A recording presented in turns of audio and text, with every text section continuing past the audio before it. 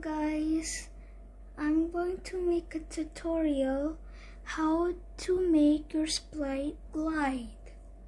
So in this tutorial you will make a character glide to another place.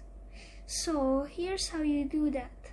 So when green flag clicked, go to the position where you want to be, and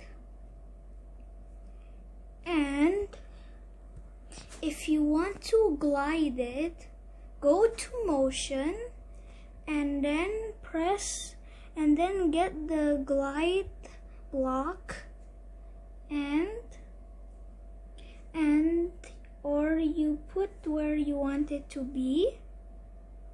I'll remove that and get this, and if you press the green flag, this happens. Look, see?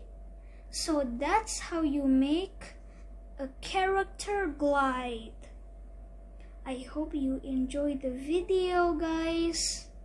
Goodbye.